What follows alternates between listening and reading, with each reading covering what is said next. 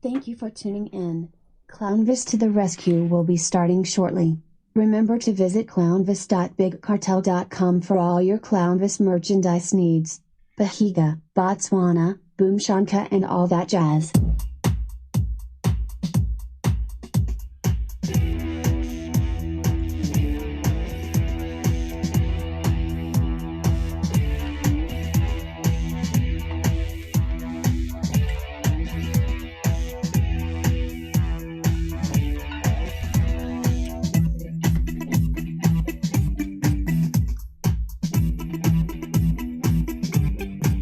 It's a big show tonight. Everybody get on the horn. Tell your friends. Clownvis to the rescue. Big show tonight. We're bringing it to life tonight, folks.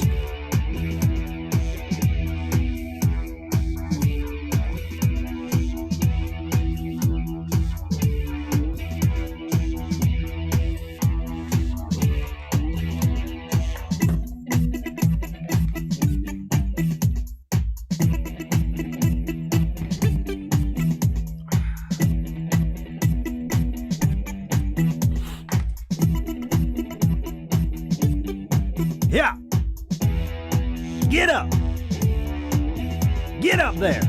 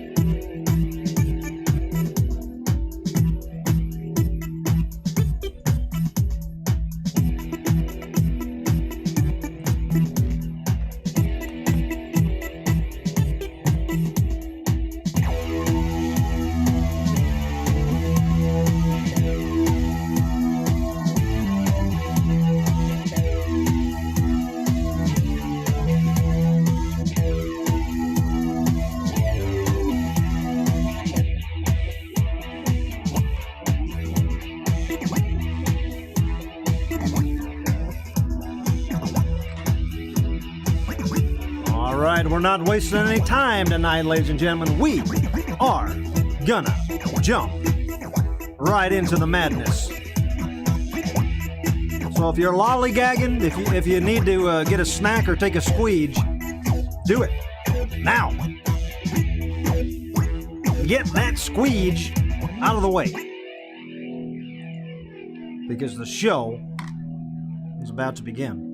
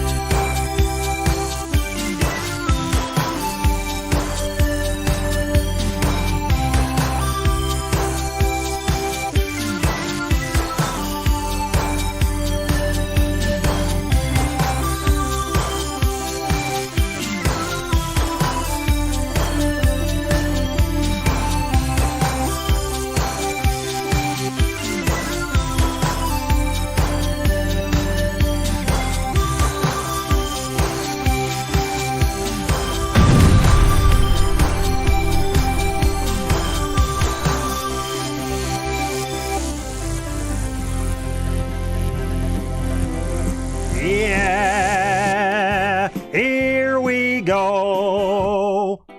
Hey, let's get into the show. Pick it up if you wanna. Clownvis, Clownvis to the rescue. It's Saturday night. Do you know what that means? We're gonna get crazy and make a scene. Come on, Clownvis, Clownvis to the rescue. I promise you tonight, it's gonna be a good show. I got a buddy coming on, so I know it'll be good. Clownvis, Clownvis to the rescue. I said it's all good, it's all in fun, so get a bit and try to love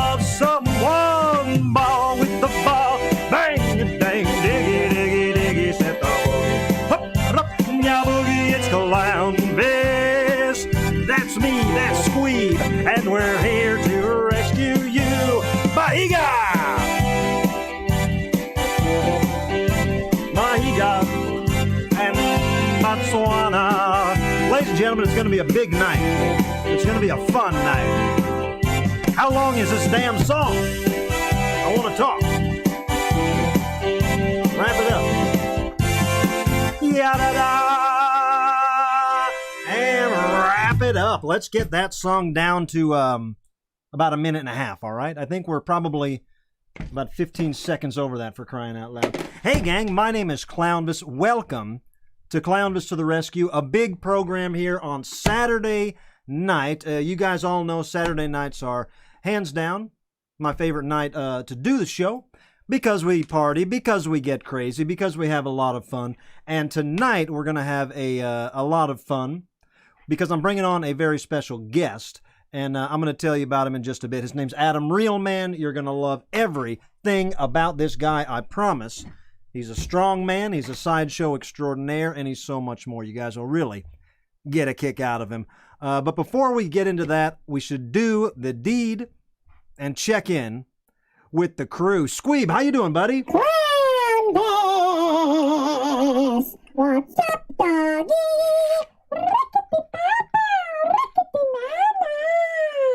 Squeeb, man, how you doing, buddy? Brotherino, I am feeling fastatino. I'm sorry, you say fastatino? Yeah, dude, fastatino. It's a different language for fantastic. All right, well, you could have just said fantastic. Don't worry about it. Hey, man, I heard you had Adam Realman coming on the show tonight. Yeah, do you know him? Are you a fan of his? Oh, man, he's crazy. I saw him up at Coney Island one time. Yeah. I saw him bend a metal pole on his head. Yeah, he does. He does bend metal on his head. I've seen that. He's a madman. He's a madman, but he's smart. He is a smart guy, I promise. Well, I'm excited to hear you talk to him because you're an intellectual, and I'm sure a guy that bends metal on his head is an intellectual as well. So this will be fascinating, Clownvis. Am I picking up a little sarcasm, Squeeb? No. I'm telling you, I've seen the guy, and I like the guy, and I'm genuinely excited to hear what you two knuckleheads talk about. All right, well, let's not waste any time, right? Yeah, dude, let's not waste any time. Let's get into it. Clownvis to the Rescue, episode 152. What you gonna do when we come for you, Scholar? Weird guy. I mean, he's a weird alien. It should go without saying that aliens are, inherently weird, but he's a particularly strange alien. And speaking of particularly strange beings, let's check in real quick with Brainina95, our resident fembot who did a great job hosting the show last night for me because she won a bet. And she showed us a little bit of her fashion and all that jive. Brainina, can you hear me? Hello, Clownvis. Hi, Brainina. How are you? I'm fine. How are you?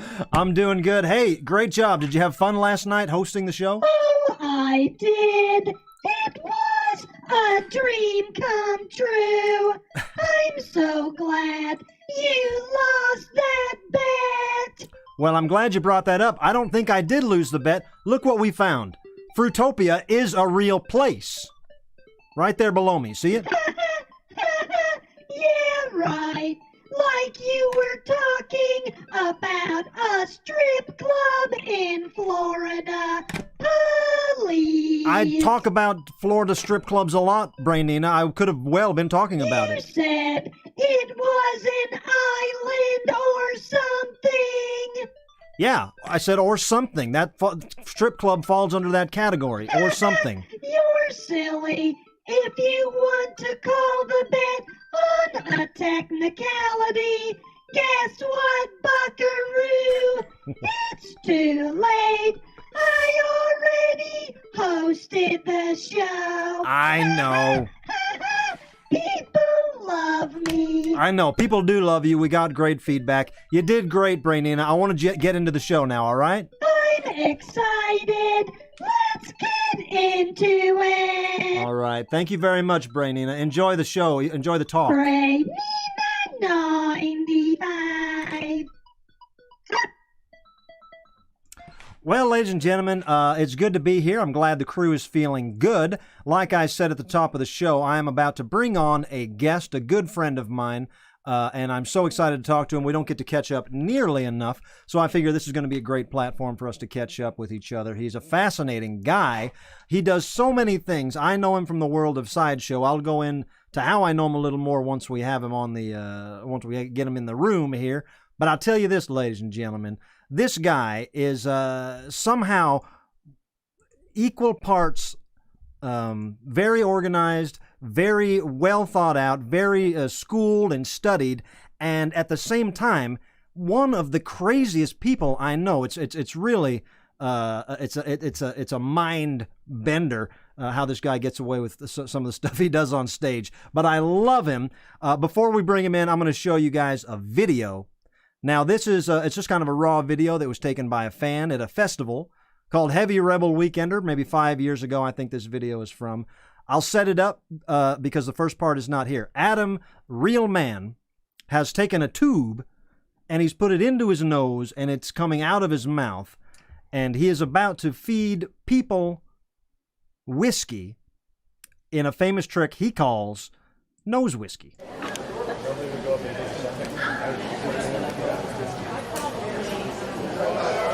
Now that where I come from, this is what we like to call nose whiskey.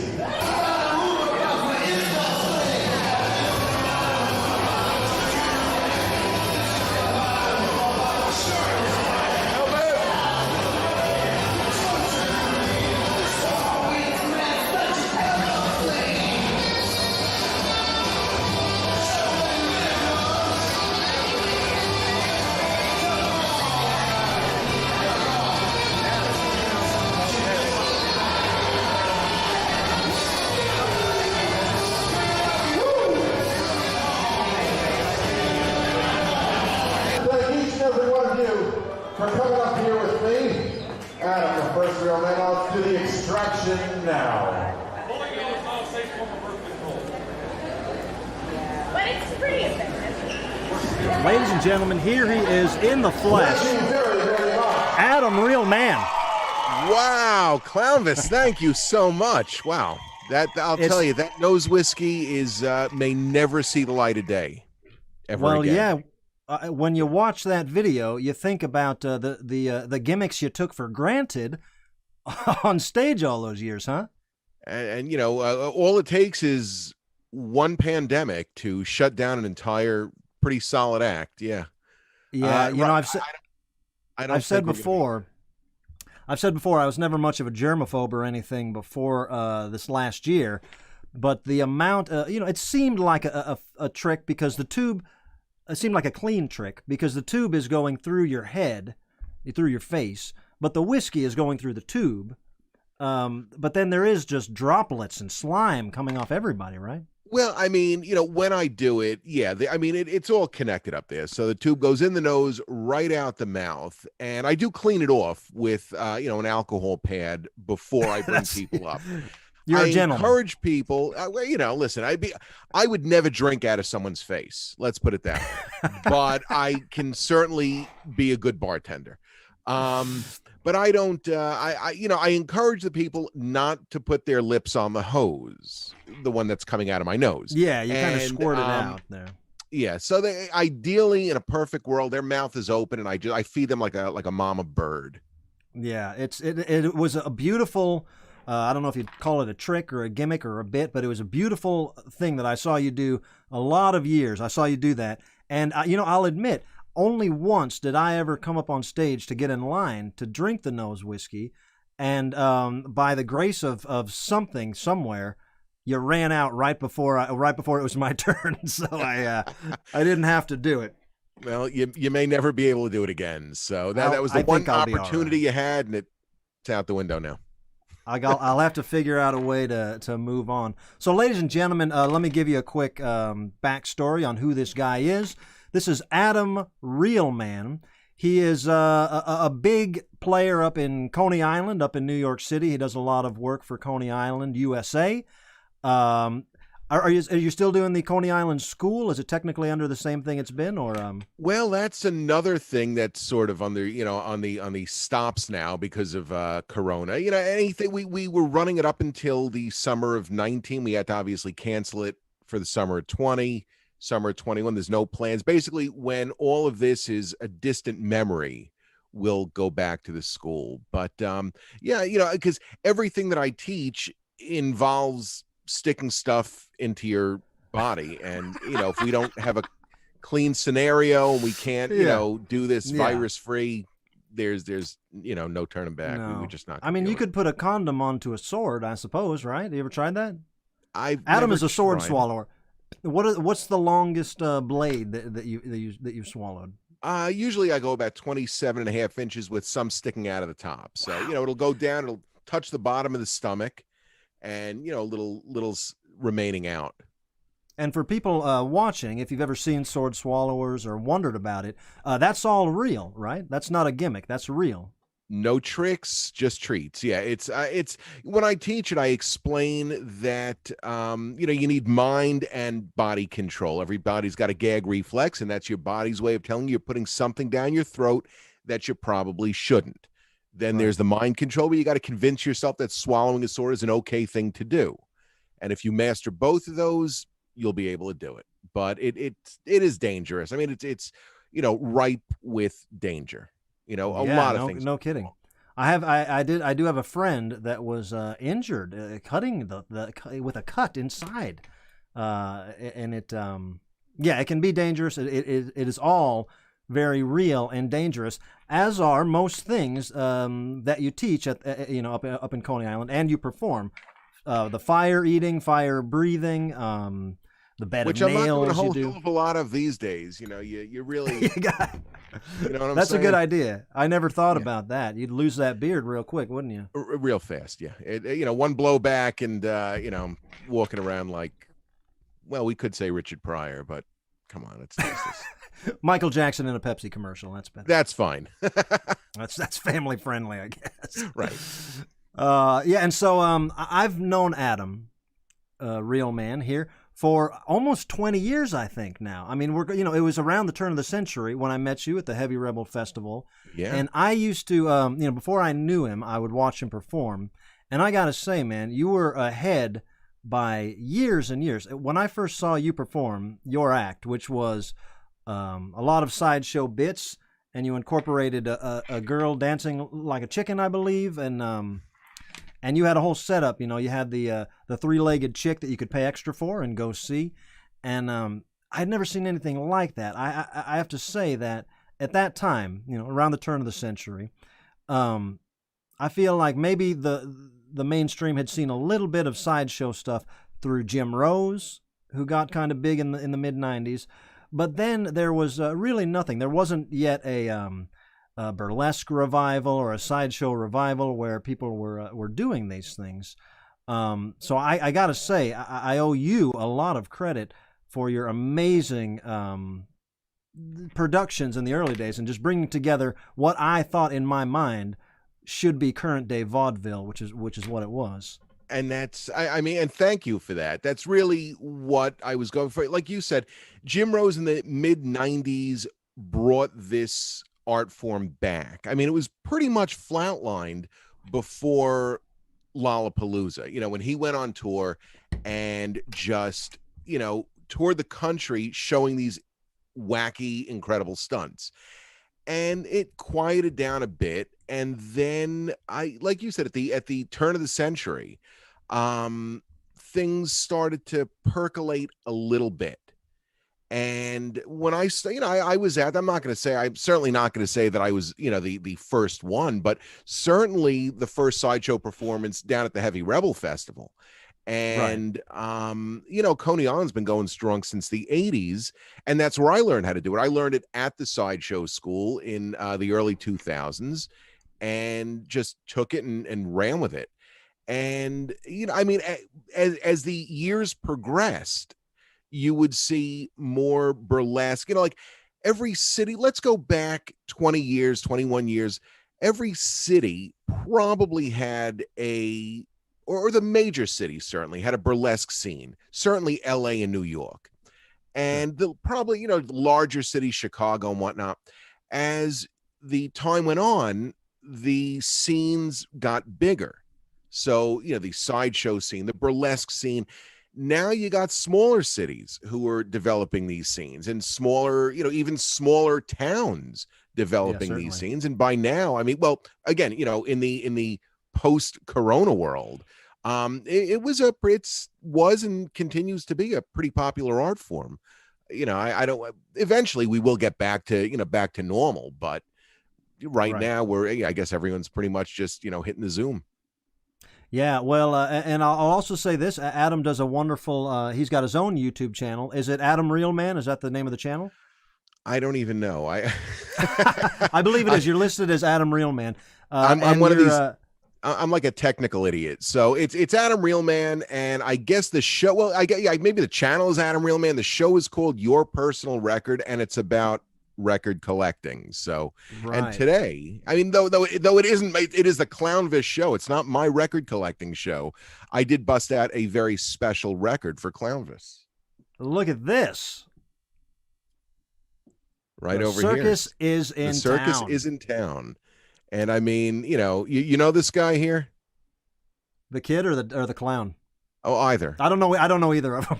All right. Well, I mean, I'll tell you this though. Our clown friend here could maybe use a little makeup lesson from the king of clowns right there, because it's he probably got ready on the way to the gig. He probably got ready in the train. Hey, behind you there, is that Jacob Dylan from the Wallflowers? That's his dad, Bob. You might have heard of him. Huh. I'll Google him.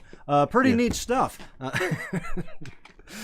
No, that's cool. You do have an amazing record collection. One of the things, me and Adam toured a couple times. We did this. Look at this. I got the poster here. Remember this poster?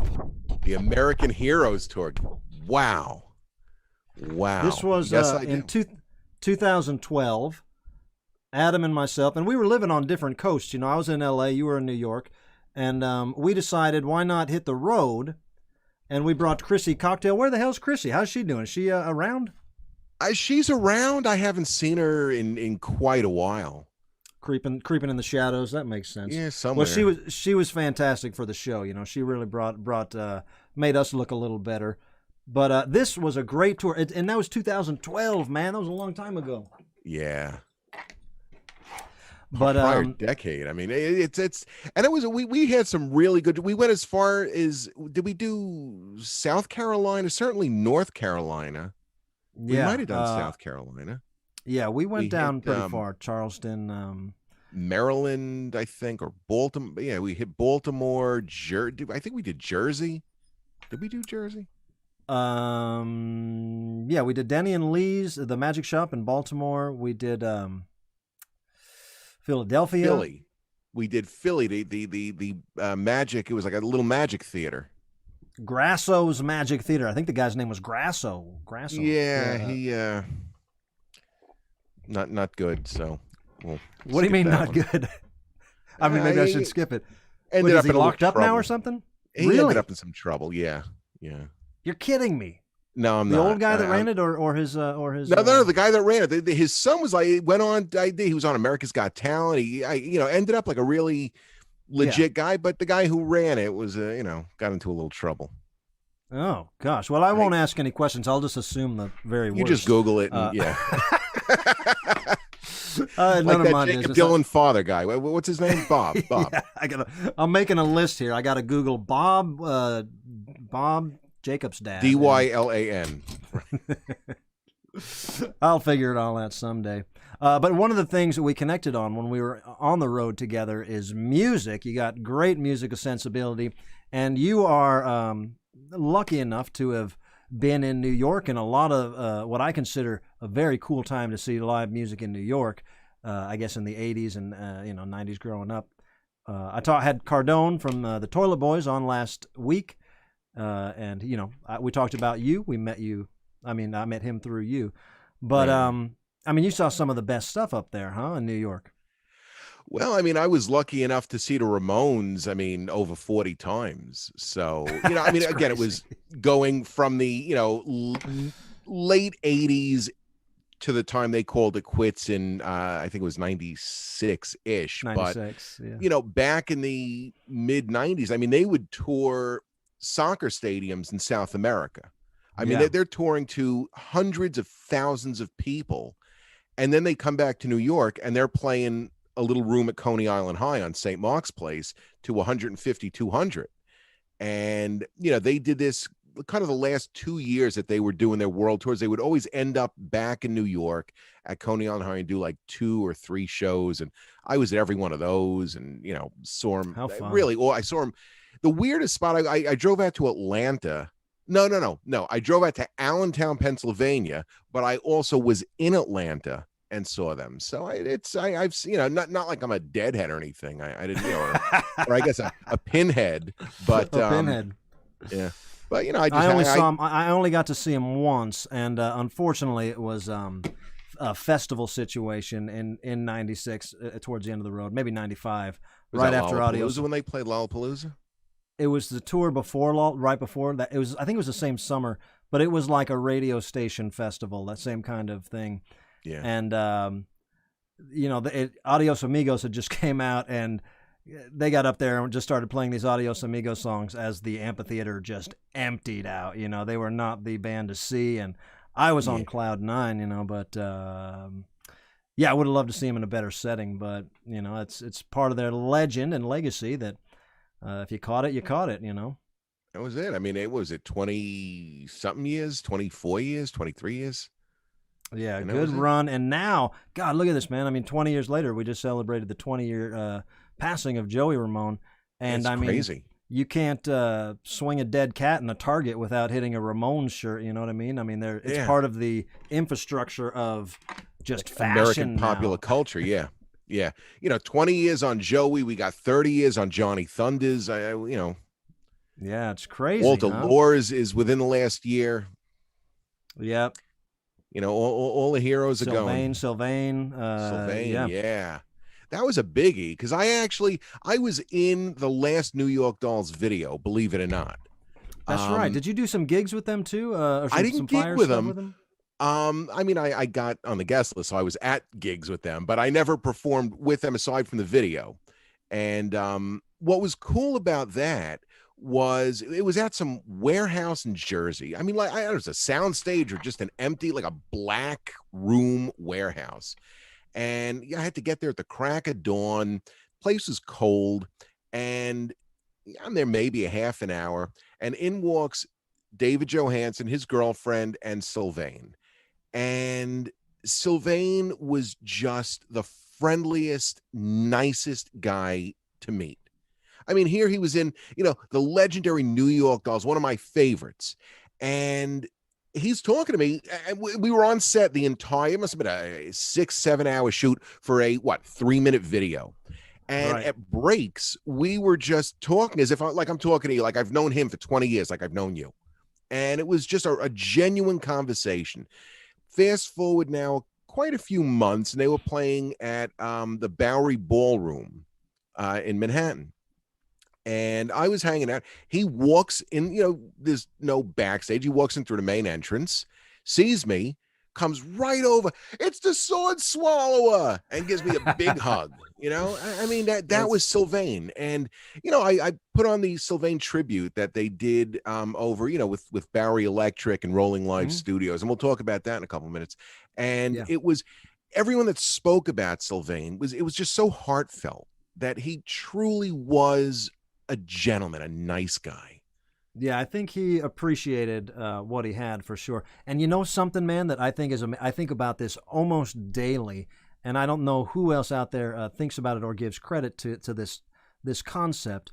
The name of that album, the name of that New York Dolls album that came out then, is called, and I might be a word off, but I think it's called, what's the name of that album? Someday It'll Please Us to Remember Even This.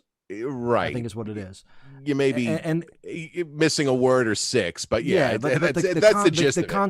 The concept of the name of the album is, someday it'll please us to remember even this, which was a reunion years later that happened, and now, what was that, 10, 15 years ago? That was probably closer to 15, yeah. Time flies, and you gotta believe that Johansson and Sylvain and Arthur Kane, if he was still there at the time, they probably felt like dinosaurs. They probably felt like this is the last flame, the last spark. And, I mean, 15 years later, Johansson is still kicking ass. He still sings like a maniac. He still pops up in crazy places.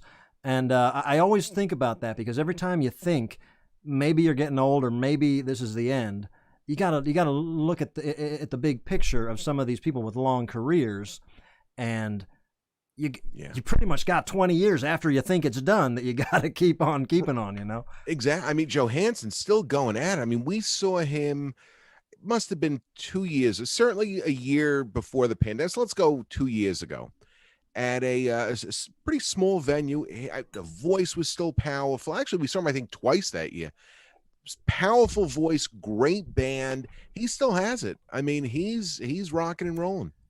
Yeah, seems like a fun guy. Hey, I can't help but notice you've got what looks like a deck of cards in a phone book.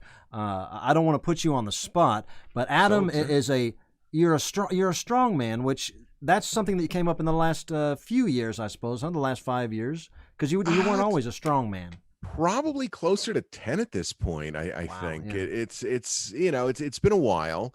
Yeah, I mean, the sort of introduction into that was, I mean, I had been doing the sideshow stuff for probably 10 years, give or take 7 to 10 years before I got into the strongman stuff. And we get an email over at Coney Island from, film directors who are making a documentary about a strongman. The movie is called Bending Steel. It's been on, the festival circuits. I mean, the movie itself is probably 10 years old already, and it might be on Amazon, but it's certainly worth a watch, called Bending Steel. And I had always had an interest in expanding the repertoire, learning how to do this stuff. Met a whole bunch of these guys. They showed me what to do. And I mean, this is not easy. I mean, if you think sword swallowing isn't easy, sword swallowing really is not easy. This, I in a way, might be even tougher than swallowing. It's hard to, kind of differentiate which is more difficult, but all this stuff is really puts a stress on your body and your mind. And these aren't. Go ahead and, if you can, show us something, because I want to show people that this isn't any kind of gimmick or trick. You can actually do this. We'll start off with a deck of cards. It's a brand new deck of used casino cards. They're new to me, but they have been used in a Nevada casino.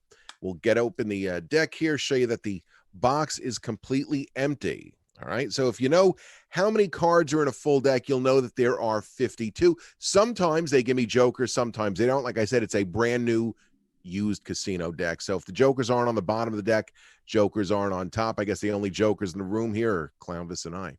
Anyway, so the first thing is I'll fan through the deck, make sure that you can see that it is a full deck of cards over here. I mean, I can sit and count them, but you can pretty much look as I'm riffling through or thumbing through that all of the cards there are represented. All right, looks like a full deck on the box, 52 cards. Now, I'll teach you how to do it. So, Clownvis, your fans here are going to get a little treat on how to rip a deck of cards. They're going to get a little tutorial. All right. I hope that they appreciate that. So the way to do it is this. The first thing you need to do is learn how to grip the deck. And what I'm going to try to do is I'm going to try to keep this deck kind of above the camera line, not dip it so that you think I'm swapping it out for a pre-ripped deck. So we'll go through this one more time here. All right. I mean, we can separate it at any point, and seeing that the deck is not perforated. It's not, scored or whatever. So the first thing I'm going to do is show you the grip, and this is the grip. You want to press them against the back, 2 fingers over here. These 2 fingers go down and the thumb goes across, whatever hand you're most comfortable with. If it's the left hand, if it's the right hand, it's whatever you're most comfortable with. Now, I'll hold it in the left, I'll grip it in the left, and I'm going to do the tearing with my right. Now, the right hand, the thumb goes right over here, and the 4 fingers go across. Now, I'm going to take my right hand, keep my left hand nice and tight on the grip, Right hand is just going to come towards me, potentially, not potentially, but actually ripping through 52 cards. Now, what I do want to show, I'm going to slide the mic over in a couple of seconds here, but what I do want to show you is this, that I'm going to keep these cards in a perfect bundle, in a tight bundle. I'm not going to fan them out. If someone tries to fan them out and rip it, they're doing it the wrong way. If they take it out of your view, chances are they're cheating. So we're going to go right in front of the camera over here. I'll move the mic so that I can adjust my arm a little bit better. So you might not be able to hear me, but we'll do our best. All right, so here's what's going to happen. All right. Thumb on top, curl the fingers around on the count of 3. Here we go. 1, 2, 3. Jesus Lord. That's now I'm going to keep them up there, and I'll readjust the mic over here. So that there is about half an inch down. Now, at this point, all I got to do is just keep twisting my hands like you might open up a pickle jar. So I'll go real slow so you can see everything here. All right, and that's about halfway through. Now, sometimes it makes a nice little snap when you finish them off. So listen closely. I don't know if it'll read, but let's listen. Did you get that? And there you go. So that there. How about that? Of 52 cards. Yeah. I'm telling you, man. Even with that secret, I don't know if I could do that.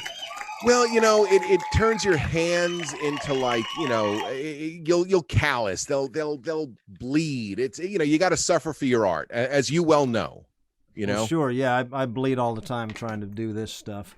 And exactly. Now, is the phone book the same concept? It seems like it'd be harder for a lot of reasons. It's a little bit bigger, which makes it maybe a little bit easier, but it's also a lot thicker. Now, before you do the phone book, I told the people last night, the time I was at your house, you opened up your closet, and you had probably 500 phone books in there. Do you go around the neighborhood and you steal them, or what? Yeah. And not only that, I've got like a whole posse of people who collect phone books for me. So, the way Clownvis has his posse, Real Man's got his phone book posse. And, anytime the phone books are in, I get the phone calls saying phone books are in. And, I get, individual delivered. And then from the people that I know in apartment buildings, they'll save full, packages. Because what they do in an apartment building is, let me leave this back up here, because I like to talk with my hands. So, when they bring them into the apartment buildings, they leave them, they're kind of saran wrapped in like packs of 12. Right. So, conveniently bundled. They're right, exactly. And they'll just leave them in the mail room, and you have to go and rip open the bundle and take your phone book. And anytime they're delivered and they're down in the, I get the phone call, I go to it, my little shopping cart, load it up, cover it with a garbage bag, wheel it right out to my car. I think you're doing the world a service, man, because nobody wants these phone books anymore. So if you can do anything creative with them, and more, and especially rip them up for spectators and turn them into cash, that is really that's something that you're doing right. It's like magic, Let's see it, ladies and gentlemen. We want to see this. People can't believe that Adam Real Man can rip a phone book in half. So this here is the Brooklyn phone book from 2017. Now, I mean, the amazing thing, they're really not doing phone books much anymore. So I do have a stock of probably a few hundred still. But when that stock dwindles, I don't know. I may have to learn a new act. But all right, let's take a look at the phone book. We'll take a look at rip an iPhone in half. That's easier than a phone book, I think. Those things smash pretty quick. It's divided up into yellow pages and white pages. The colors may not read, and they don't really matter, but we're going to take a look here.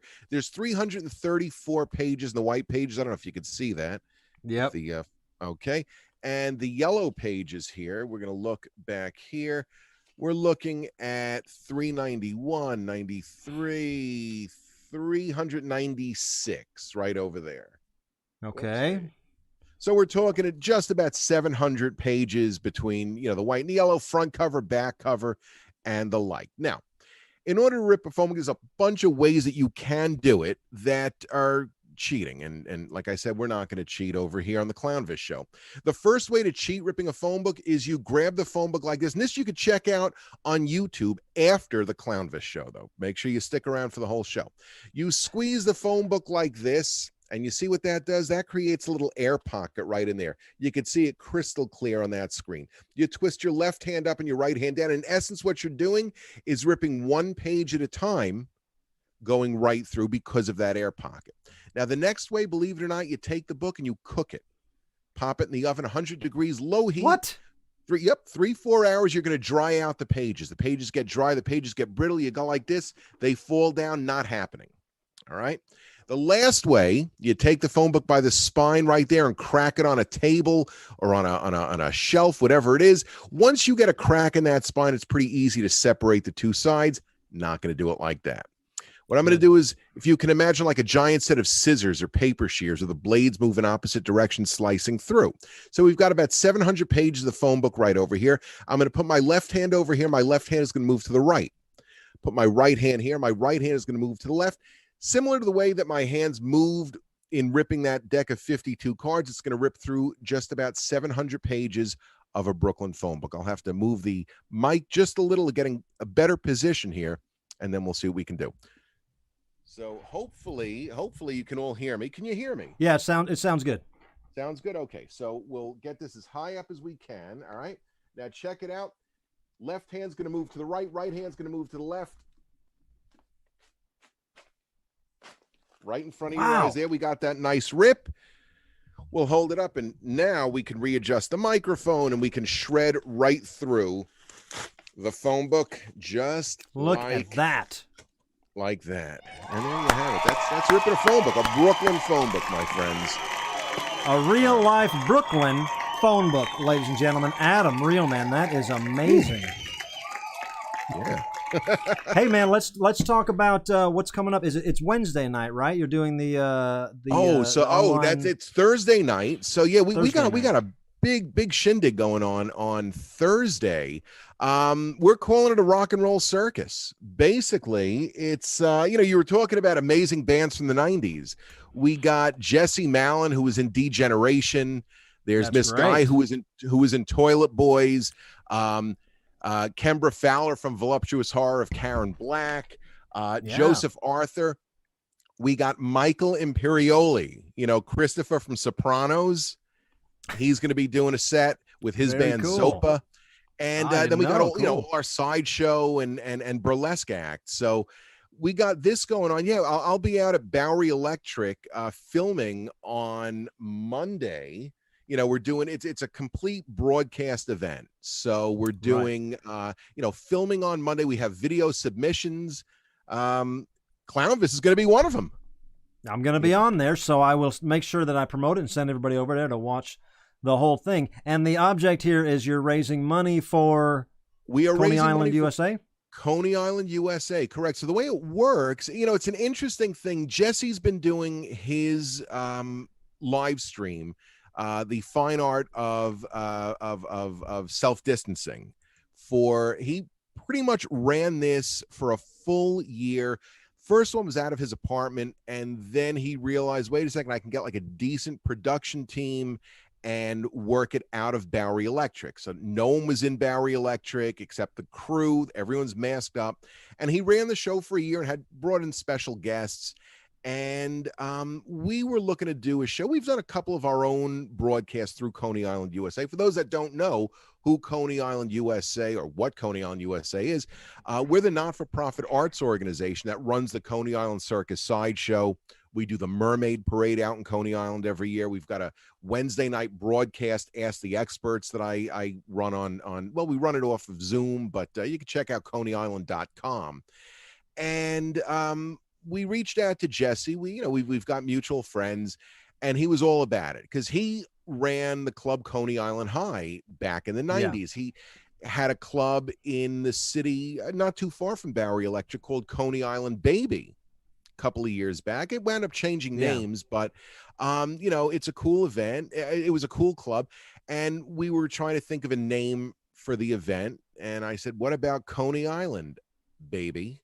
Sort of a riff on that, and everyone loved it, and that's what it is. So the ticket price, it goes towards production costs. We're rolling live. The guy's got to get paid, Jesse's band and whatnot, but the donations made during the show go directly to us, the not-for-profit arts organization. That's great. And for people that don't, for people that haven't been to Coney Island, I can vouch that it's shame on you. It is one of, if not the most magical corners of America for sure.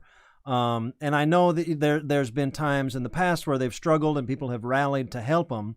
And I know that I watched a short little documentary on what's going on there now, and the cyclone hasn't been running for the first time in years, and hopefully that's all kind of opening back up. But if there's anything, any part of America that we can protect, I would say that Coney Island is a true gem of a place for travelers and locals alike. It's an amazing spot.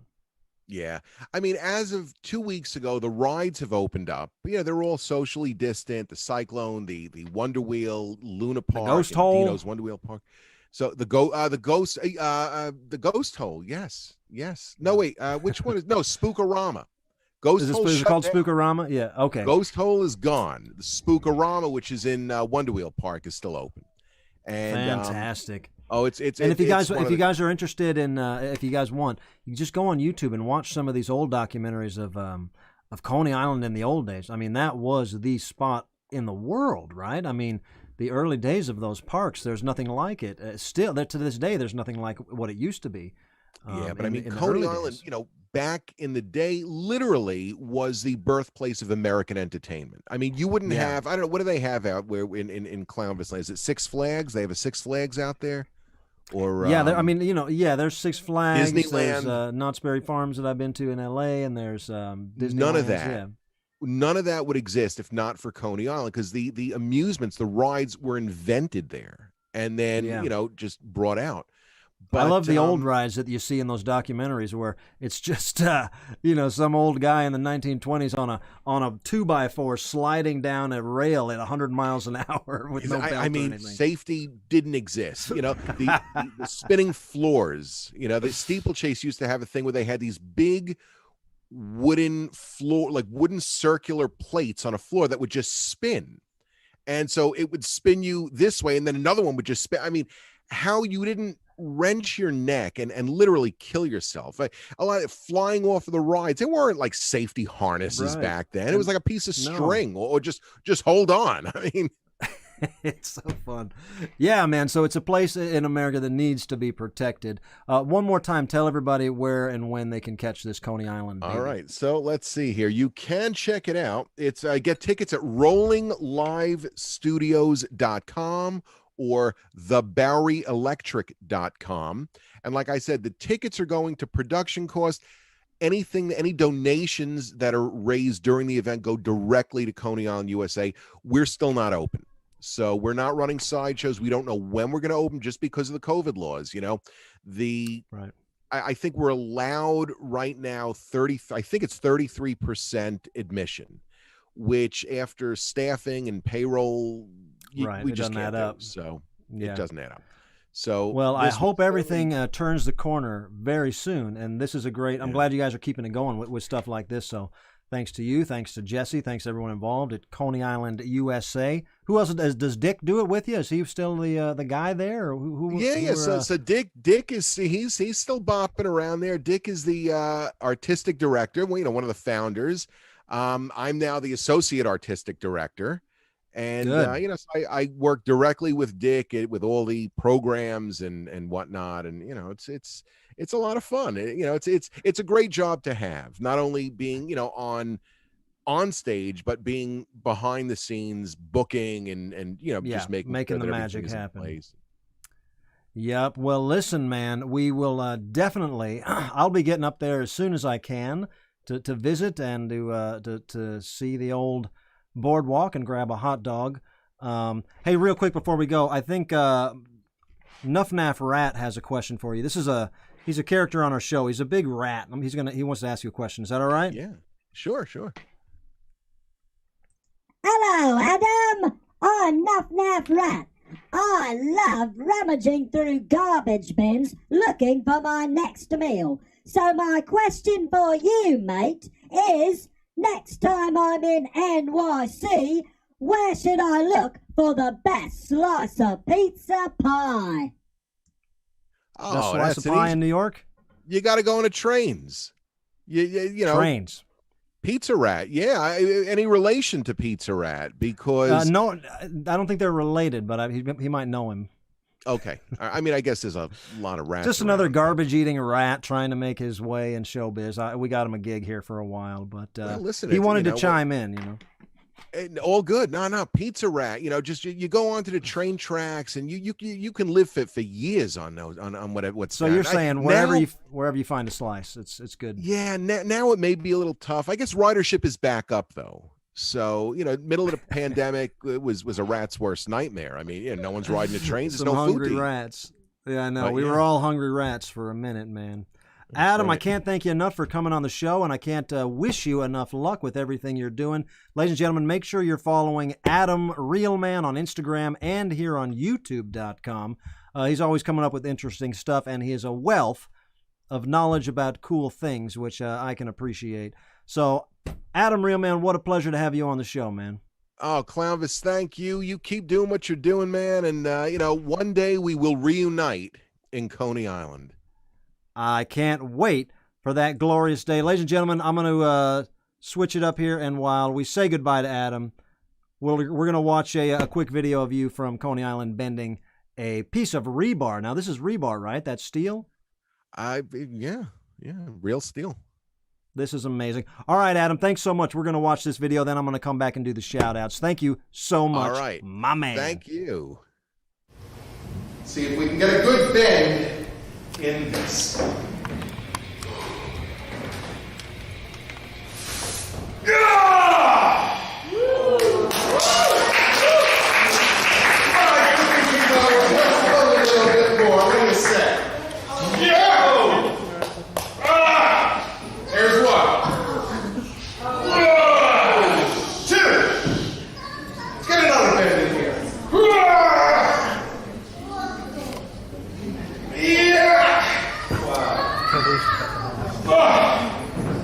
Keep it going, shall we? Yeah. I think I can go one more. You want to see one more thing?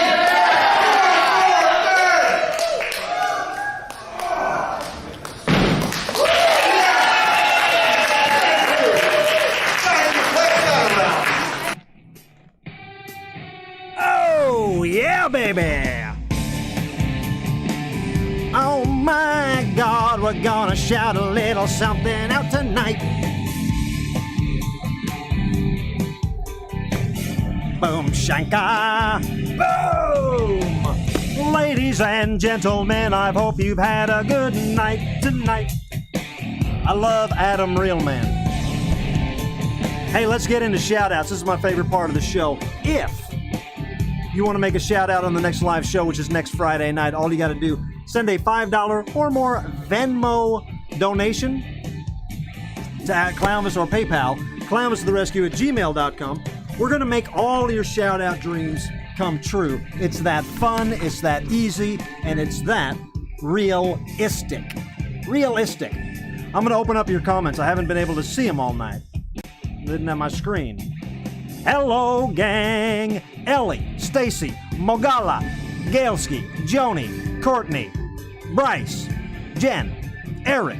I see you all. Here come the shouty wowdies. The first shout-out's always a doozy, so buckle the hell up.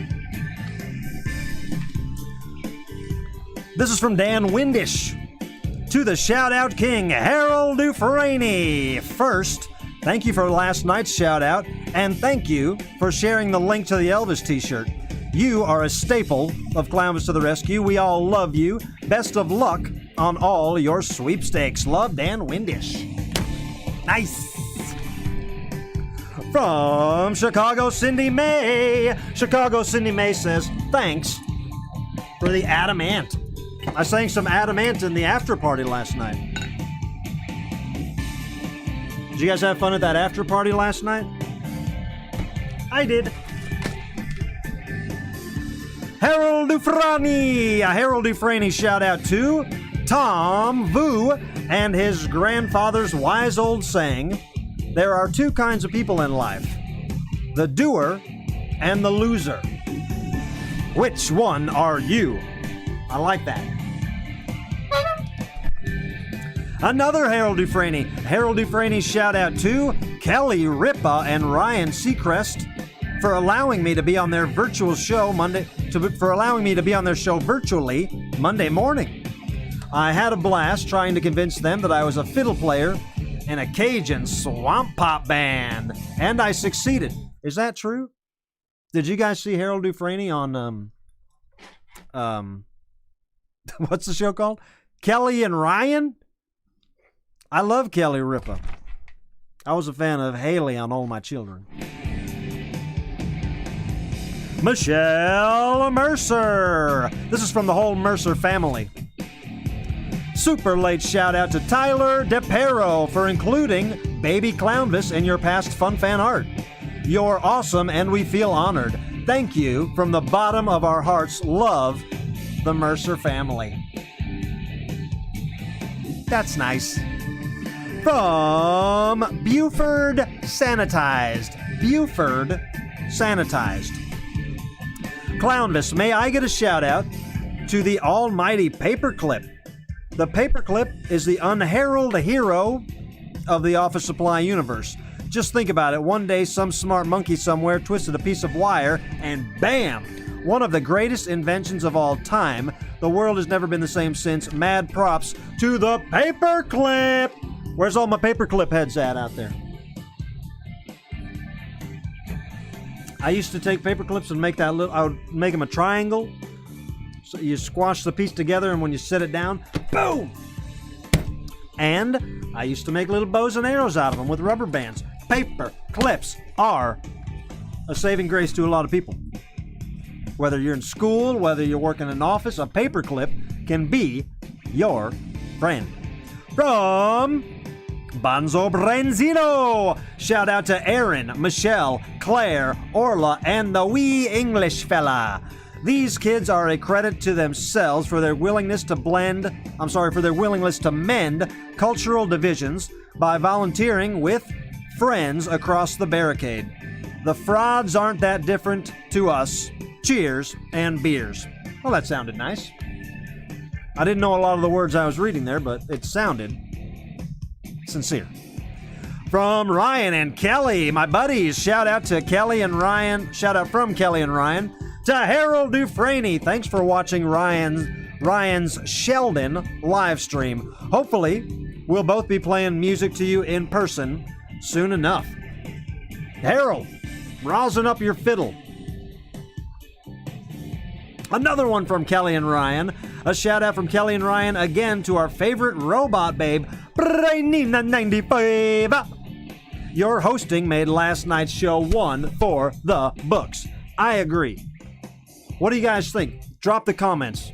Brainina good, Brainina bad. Thumbs up means Brainina did a good job. Thumbs down means never again does Clownvis leave the host seat. Hey, another one from Bonzo Branzino. Shout out to Clownvis. That's me. Shout out to Clownvis's exemplary vocal stylings. We sang along to Hook, lyrics in hand. We whistled contemplatively. We whistled contemplatively during Civil War. And we shed tears throughout Skater Boy. Bravissima, Boomshenka, Botswana. I sang a lot of songs last night. Another one from Kelly and Ryan? Are you kidding me? One more shout out from Kelly and Ryan to Nikki Grossman of the Sapsuckers. Thank you for putting down the tracks on the new record and for putting up the paint on the new house. That's a friend. Hey, will you sing on my record? Well, sure, I'd love to. And will you paint my picket fence? Yeah, sure. Thank you, Nikki Grossman, for being a painter, a singer, and a friend. Bonzo Branzino at it again. Shout out to science. He says, get vaccinated. The faster we all do this, the sooner we can see Clownvis live and in person. Peace and love, Bonzo Branzino. I am no scientist, but I see no reason not to get vaccinated.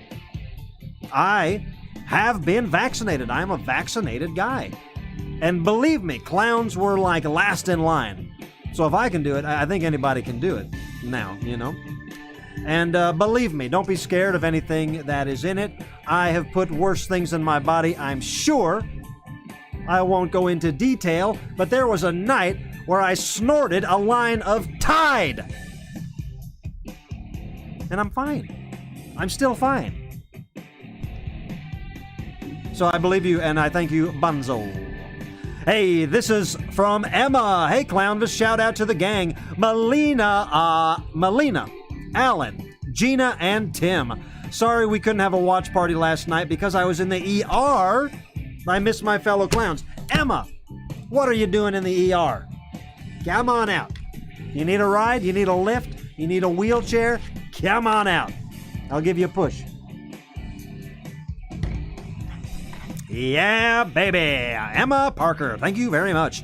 Hey, from Ashley Wright. If there ever was a butterfly that lived on Earth, I think it might be Ashley Wright. Ashley says, shout out to Cole Schmidt.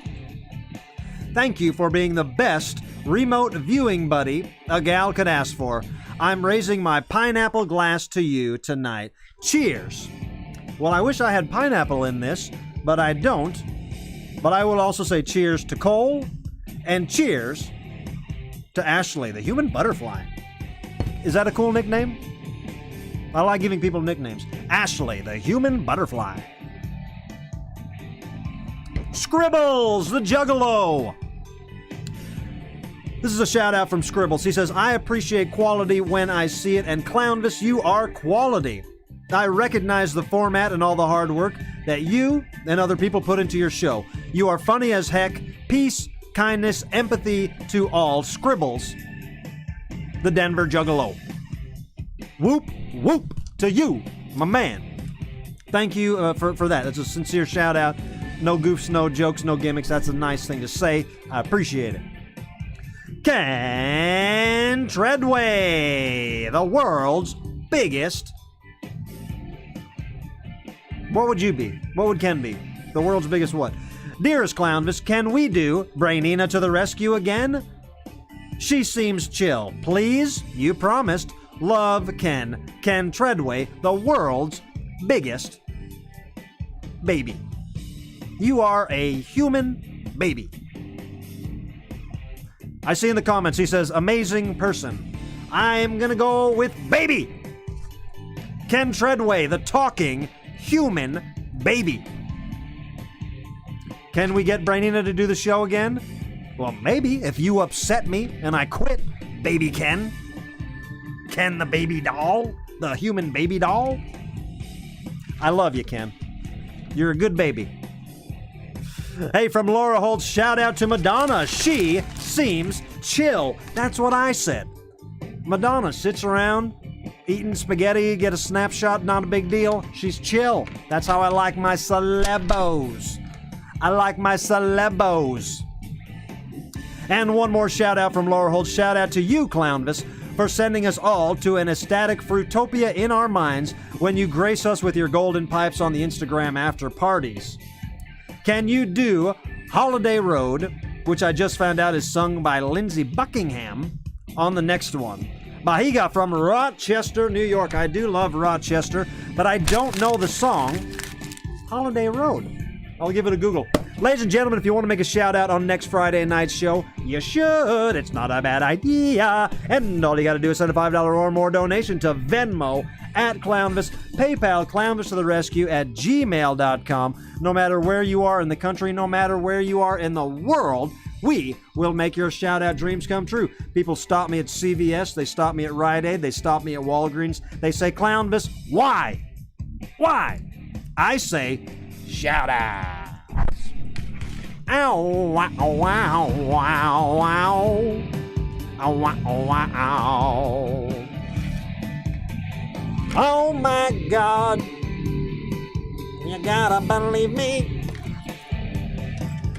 I'm a living, breathing man with a turtle in my hand.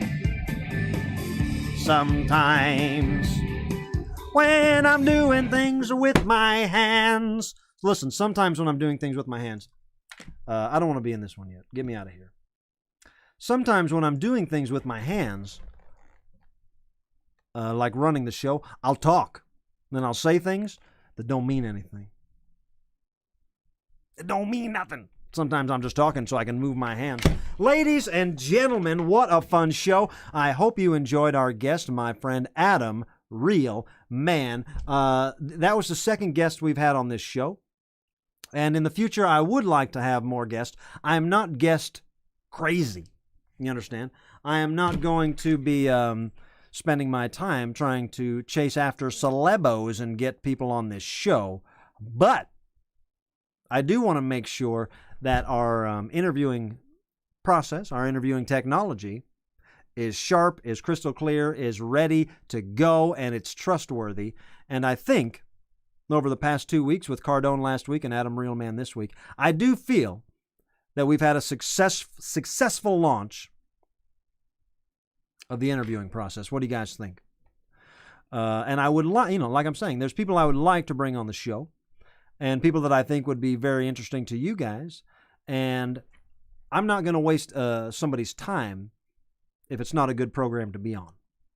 And so I think the best way to do that is, build small. This show is always building. I swear to God, of course I want to see the numbers on the show go up. I want the show to be huge. But I can tell you, ladies and gentlemen, that even here at show 152, we're still learning. We're still building. We're still getting our chops ready. We're still hanging out, working out in the gym, getting our 10,000 hours in. It's a process. And boy, do I appreciate you guys coming along for that process. What a joy it is to do this show, ladies and gentlemen.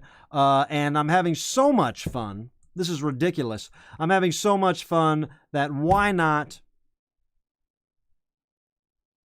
go to Instagram for a quick party, all right? It has to be very quick. We'll go to Instagram.com. Actually, it's not Instagram.com. I mean, it is, but use the application on your phone, Instagram. I will sing 2 songs, and that's it.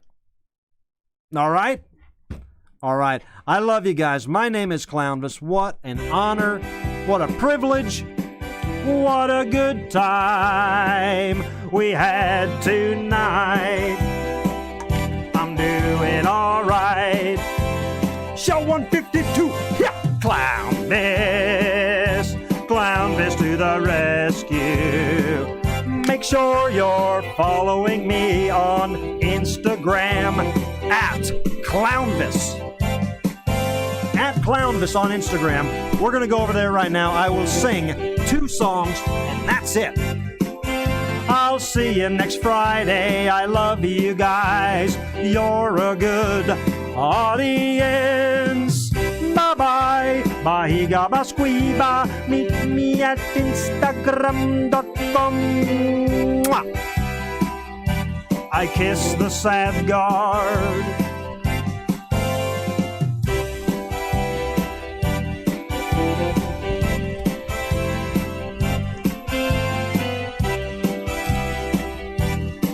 Now let's all go to Instagram at Clownvis. Instagram. Bye-bye.